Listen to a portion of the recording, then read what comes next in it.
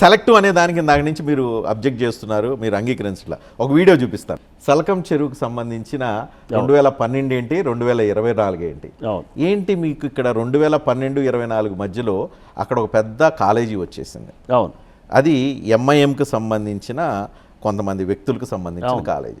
మీరు జస్టిఫికేషన్ ఏమి ఇచ్చుకున్నారు? కాలేజీ ఉంది కాబట్టి దాన్ని కోల్చలేదు అన్న. అలా ఏం లేదండి. మీరు ఇంకోటి కూడా చెప్తాను, కాలేజీ ఉందనేది కాదు, ఇట్లాంటి కాలేజీలు చాలా వచ్చాయి. క్లియర్ గా చెరువు లోపలికి వెళ్ళి ఆక్యుపై చేశాడు కదా. వినండి చూడండి, ఇప్పుడు ఒకటి ఇట్లా దాని పక్కనే బస్తీలు ఉన్నాయి. బస్తీలు ఎందుకు ఆపాలి? అప్పుడు పక్కన దాని బస్తీ ఉంది, ఇది కాలేజీ ఉంది, కాలేజీ ఉండి ఇట్లాంటి కాలేజీలు ఉంటే మీరు ఏం టచ్ చేయరు. అలా కాదండి. ఒకటి మేము అసలు ఎందుకు వెళ్ళాలి, ఎందుకు డిమాలిషన్స్కి వెళ్ళాము? ఫస్ట్ మీరు చూస్తే ఫండమెంటల్ దానికి వెళ్దాము. డిమాలిషన్స్ చేయాల్సిన అవసరం ఎందుకు? ఫస్ట్ ఈ విధ్వంసం ఆపాలి. ఆగస్టు 8 రోజున 2024లో ఎన్ఆర్ఐసీకి వెళ్ళి వచ్చిన తర్వాత ప్రెస్ మీట్ కండక్ట్ చేసి ఫస్ట్ ఈ విధ్వంసం ఆగాలంటే కనుక ఫస్ట్ ఇది మనం ఒక స్ట్రాంగ్ యాక్షన్ అవసరం. So we went on a spree of demolitions. దాని మీద వెళ్ళిన తర్వాత లాస్ట్ 1 yearలో చెరువుల ఆక్రమణ ఆల్మోస్ట్ ప్రాక్టికల్గా 0 అయిందనేది మనకి నేషనల్ రిమోట్ సెన్సింగ్ నుంచి వస్తున్నటువంటి రిపోర్ట్ అనమాట. ఓకే, అంటే ఆక్రమణ ఆల్మోస్ట్ ఆగిపోయింది, ఇప్పుడు లేదు. వేసినా కానీ ఎవడన్నా ప్రాజెక్ట్ చేసినా కానీ కొనే పరిస్థితిలో పబ్లిక్ లేరు.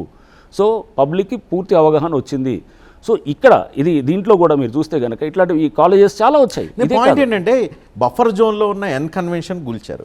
బఫర్ జోన్ కాదు, ఎఫ్టీఎల్లో ఎఫ్టీఎల్లో ఉన్న ఎన్ కన్వెన్షన్ కూల్చారు. ఎఫ్టీఎల్ నేరుగా వెళ్ళి చెరువులో ఉంది, నేరుగా చెరువులో ఉంది.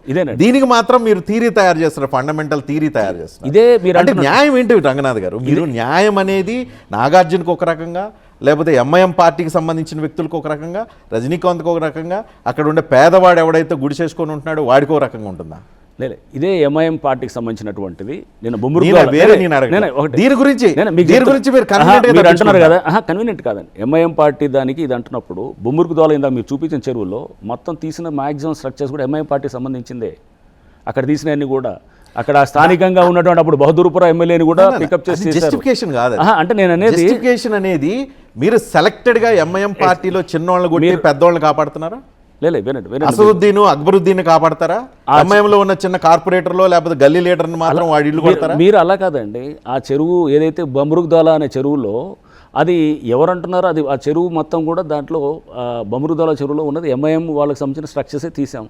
దాంట్లో ఎవరో కింగ్స్ కన్వెన్షన్ అని వాళ్ళకి సంబంధించినటువంటి వాళ్ళ లేఅవుట్ వేస్తున్నారు. వాళ్ళంతా they are very close to MIM. Party చూడట్లేదు, అక్కడ సబ్జెక్ట్ ఏంటని చూస్తాం. ఇప్పుడు సపోర్ట్ కాలేజ్ ఉంది అక్కడ, ఇదే ఎంఐఎం సంబంధించిన ఎన్క్రోచ్మెంట్స్ అన్నిటి తీసాం. ఏది బొమ్మిరుగుదోలాలో. అదే కాలేజ్ దగ్గరకు వచ్చేటప్పుడు అది దానికి నోటిఫికేషన్ అంటే మీరు చూస్తే చట్టం. ఇప్పుడు కోర్టుకి వెళ్ళామనుకోండి, కోర్టులో 2 వాదనలు విన్న తర్వాత జడ్జి ఒక న్యాయం చెప్తారు. నచ్చపోతే అప్పీల్ చేసుకోవడానికి ఒక స్కోప్ ఉంది. ఇక్కడ రంగనాథ్కి నచ్చింది న్యాయం. రంగనాథ్కి ఏమనుకుంటే ఈ చెరువులో కాలేజ్ ఉంది, ఇప్పుడు టచ్ చేయకూడదు, ఈ చెరువులో పలానోడు ఎవడదో లేఅవుట్ వేస్తున్నాడు, ఇటు టచ్ చేయాలి, పలానోడికి వాడు ఇక్కడ పూరీలు వేసుకొని ఉన్నాడు, వాడు తీసేయాలి. మీకు నచ్చిందే న్యాయం, మీకు నచ్చిందే వేదమా? అలా ఉండదండి. అదే మీరు ఇక్కడ నేను ఎందుకు తీశాను, ఇక్కడ ఎందుకు తీయలేదు చెప్తున్నారంటే డెసిషన్ మీద అయిపోయింది కదా. మీకు అంత అన్లిమిటెడ్ పవర్స్ ఎట్లా ఉంటాయి? ఒక ప్రభుత్వంలో ఉన్న ఒక స్మాల్ వింగ్ కి సంబంధించిన ఒక అధికారి మాత్రం మీరు, మీకు ఇంత అన్లిమిటెడ్ పవర్స్ ఎట్లా ఉంటాయి? వీడిది కోల్చాల్సిన అవసరం లేదు, అన్లిమిటెడ్ పవర్స్. రజనీకాంత్ గారు ఇది చూడండి, కూల్చలేదు అనేది కాదు, ఒక గవర్నమెంట్ పాలసీ కూడా ఉంటుంది. పాలసీ ప్రకారం బస్తీలు ఉన్నాయనుకోండి, అది నేను చెప్పేది కాదు, ఒక బస్తీలు వాటిని మనం చేయకూడదు అనేది ఇట్స్ గవర్నమెంట్ పాలసీ. అంటే హైడ్రా వచ్చే నాటికి ఏదైతే కనుక ఆల్రెడీ ఉన్నటువంటి స్ట్రక్చర్స్ ఉన్నాయో, అది ఆథరైజ్ అయినా అన్ఆథరైజ్ అయిన డ్వెల్లింగ్స్ అంటే ఇల్లులు ఉంటాయి కనుక వాటిని, అది నేను ఒక మామూలు అధికారిని అండి, నేను అధికారిగా నేను డెసిషన్ తీసుకోను. గవర్నమెంట్ ఒక పాలసీ డెసిషన్ తీసుకుంటుంది. మీరు మామూలు అధికారి కదా, అపరిమితమైన అధికారి, అపరిమితమైన పవర్స్ ఉన్న అధికారి. అలా కూడా లేదు, మీరు అలా అనుకోవటం చాలా ఫీలింగ్.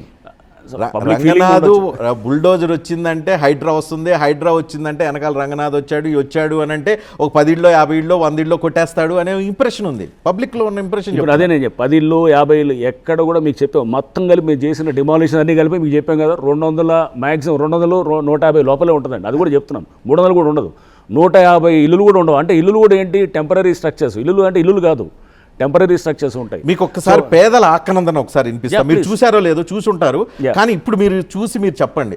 కొంతమంది మీరు ఇల్లు కూల్చేసిన కొద్ది మందికి సంబంధించిన ఆక్రందన ఒకసారి చూడండి. రోడ్లు లేవు, ఈ హైడ్రా అనే సంగతి వచ్చిన నుంచి మమ్మల్ని సర్వనాశనం పట్టించేస్తున్నాడు. వాళ్ళ ఇళ్ళల్లో ఈ దుమ్ము ఈ మన్ను వాడని ఇక మా ఉసురు ముట్టని ఈ అమాస కొలియ వాళ్ళని సాపిస్తున్నారు. ఇలాంటి శాపాలకి మీకు ఎప్పుడన్నా ఫీలింగ్ వస్తుందా? మీరు ఇంకోటి కొన్ని వీడియోస్ మీరు చూపించలేదు, ఇంకా చూపిస్తాను. మీరు కొన్ని పొగిడినవి ఉంటాయి, అవి పొగిడినవి ఉన్నాయి. మీరు సార్ ప్రజలకు ఎవరు ఎప్రిసియేషన్ అలా కాదండి, ఎప్రిసియేషన్ గురించి ఎవరికి అవసరం, నెగిటివ్ గురించే కావాలి. నెగిటివ్ ఎందుకంటే మీరు జవాబుదారీ స్థానంలో ఉన్నారు, మీరు జవాబు చెప్పాలి. పొగిడేవాడికి పొగడితే ఎవరికైనా కాదండి, పొగిడేవాడికి కాదు, బాధపడేవాడికి సమాధానం చెప్పాలి. ఇప్పుడు నేను అనేది చూడండి, ఇక్కడ ఇలాంటి శాపాలు పెట్టే వాళ్ళకి మీరు ఏం చెప్తారు వాళ్ళకి?